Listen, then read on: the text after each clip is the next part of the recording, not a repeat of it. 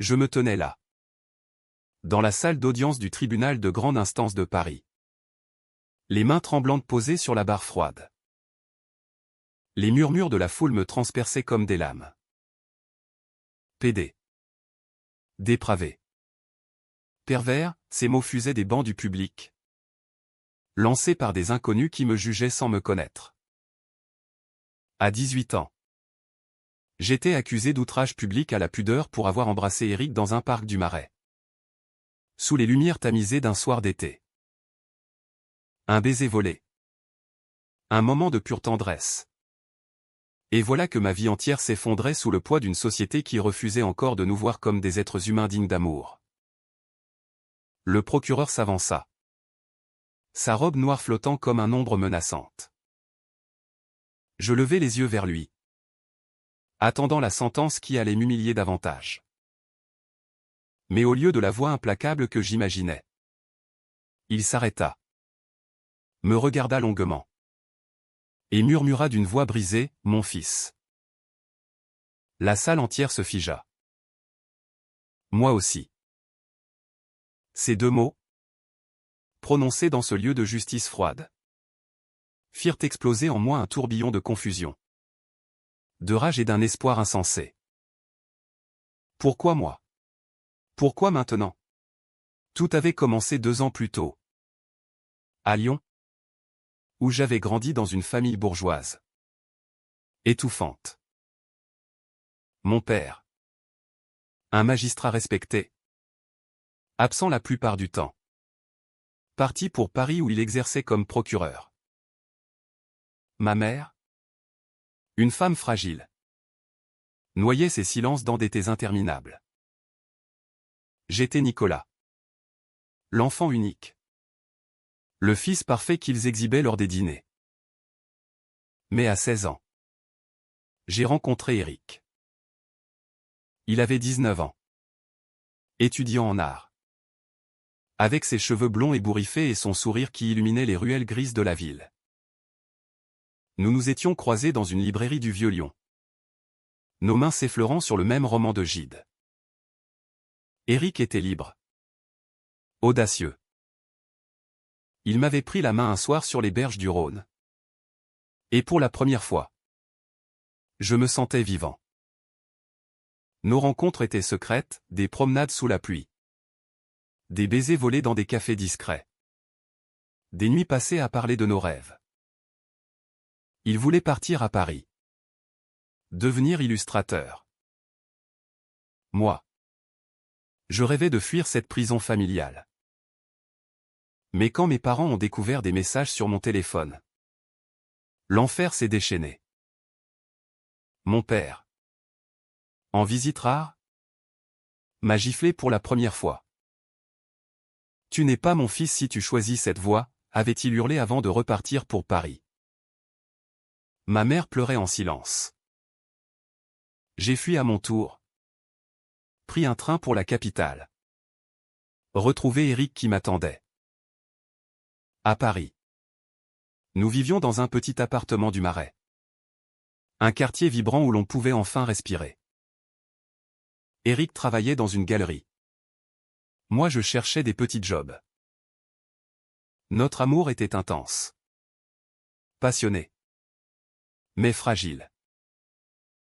Les regards hostiles dans la rue. Les remarques des collègues tout nous rappelaient que nous n'étions pas à l'abri. Ce soir-là, dans le parc, nous nous étions embrassés avec l'insouciance de la jeunesse. Un policier nous a surpris. Arrestation. Plainte pour outrage.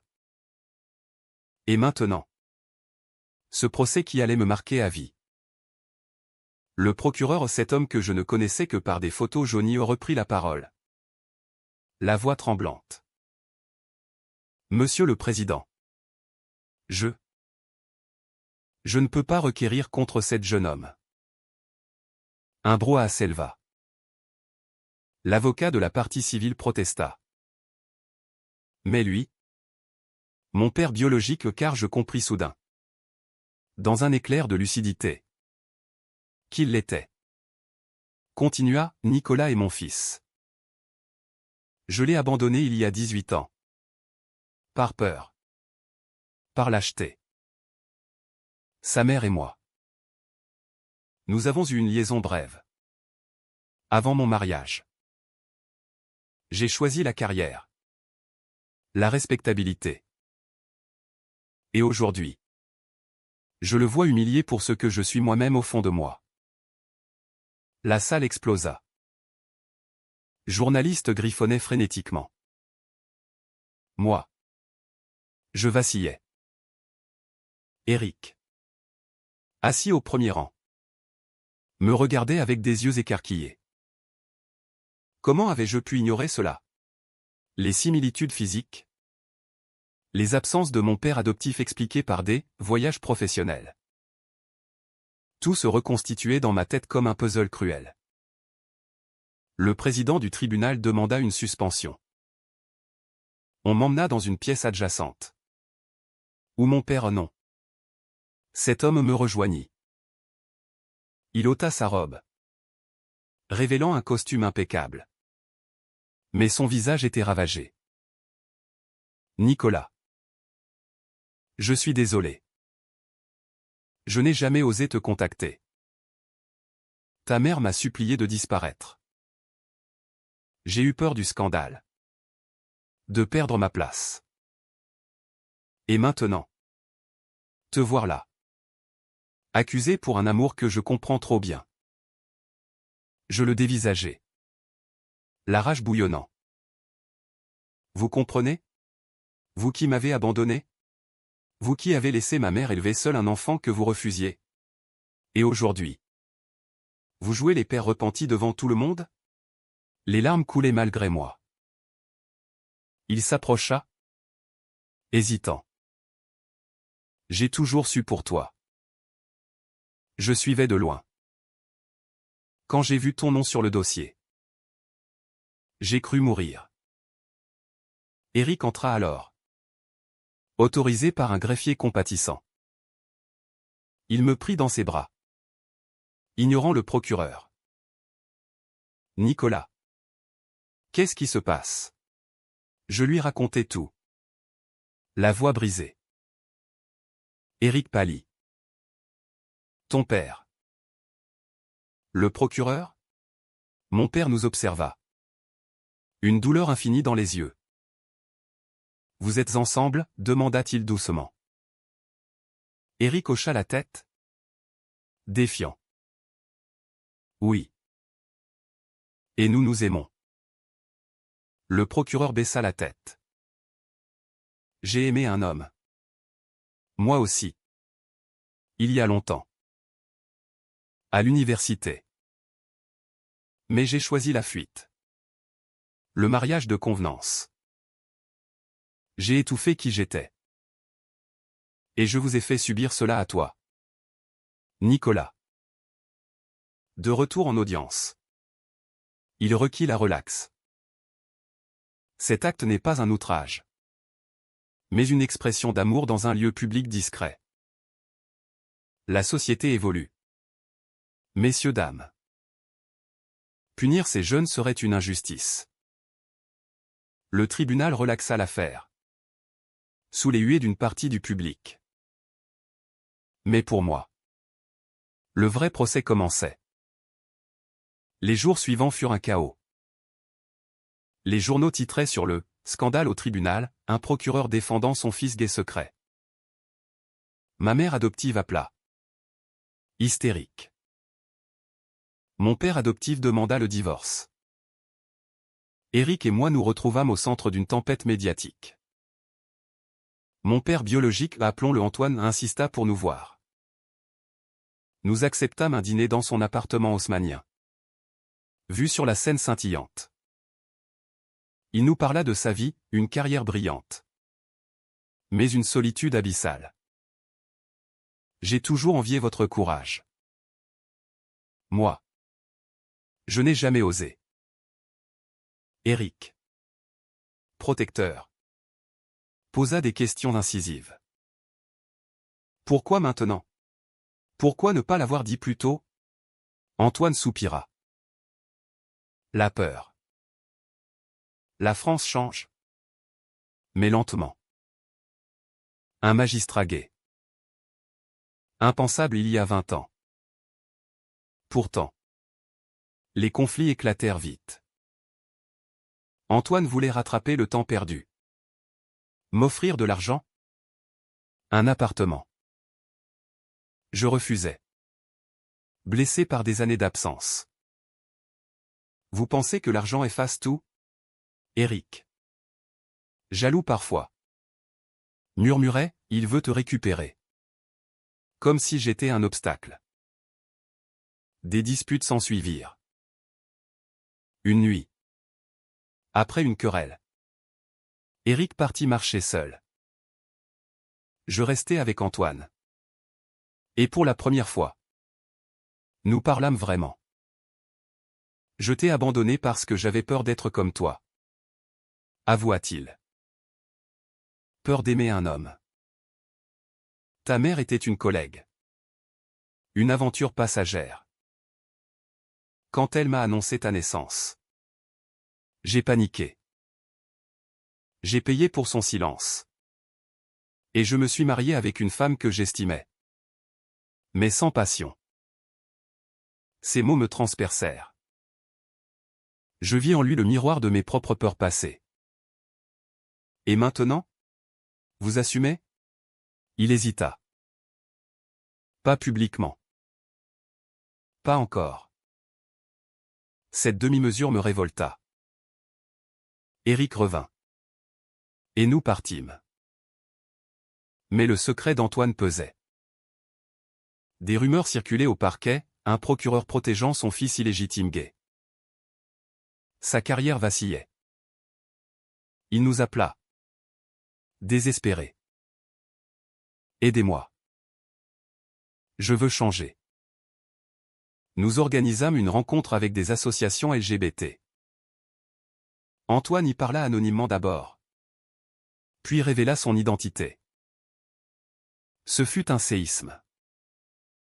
Soutien massif d'un côté. Attaque homophobe de l'autre. Des lettres anonymes. Des menaces. Éric et moi fûmes harcelés. Une soir, dans le métro, des jeunes nous insultèrent. Éric fut poussé. Je défendis. Et une bagarre éclata.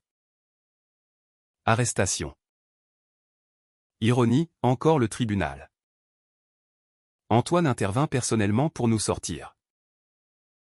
Mais là, le conflit culmina. Tu vois ce que ton coming out provoque, criai-je. Il pleura. C'est le prix de la vérité. Éric. Épuisé. Douta.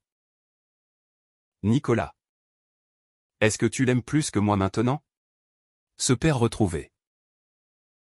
La jalousie nous rongeait. Une dispute violente, mots durs. Porte claquée. Éric partit chez un ami. Seul. Je confrontai Antoine.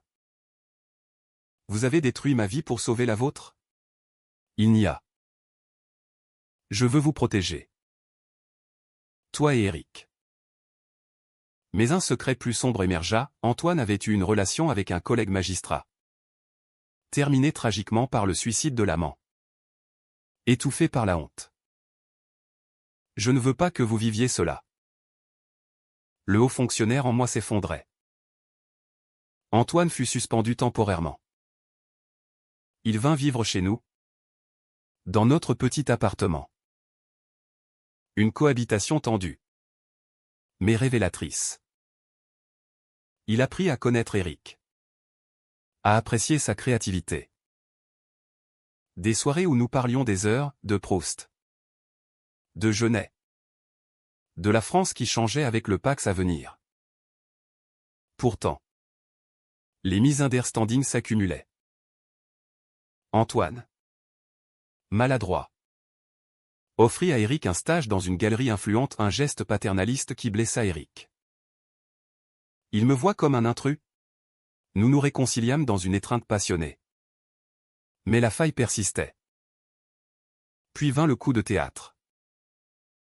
Un journaliste révéla que mon père adoptif avait su pour Antoine et accepté l'argent pour élever son fils.